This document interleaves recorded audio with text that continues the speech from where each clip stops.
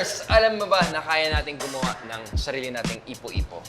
Ipo-ipo? Eh, di ba delikado yan, Kuya Chris? Ay, yung ipo-ipo natin, very, very safe yan dahil kontrolado natin ang lakas. Talaga? O sige nga, paano ba gawin yan? O, sige. Ang kailangan lang natin dito, napakasimple. Dry ice, container na may lamang tubig, and a fan. Okay? At syempre, dahil may kinalaman sa dry ice, kailangan natin mag-safety gloves. Yes. So, ang gagawin ko lang, using the gloves, lalagyan ko ng dry ice ang ating tubig, Yeah. ang container na may tubig, para magkaroon siya ng, ng smoke effect. Diba? Nangyayari na ang magic. Vapor. Then, pag lumalabas na yung steam, smoke, vapor, papaandarin ko ng ating fan, tatapat ko lang siya sa taas. Parang ganyan. Whoa!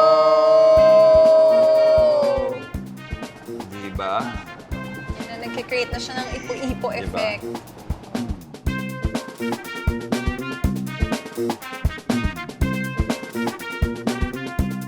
Tsaka tama ka, Kuya Chris. Very safe Very to. safe. Very safe. Huwag niyo lang hahawakan yung dry ice with Huwag your lang bare hands. hawakan yung dry ice.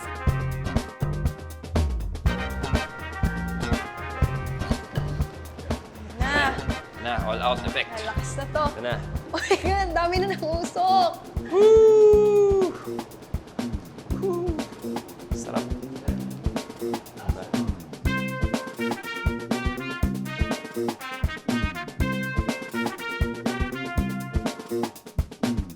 Satisfying. Yan ang bitawan.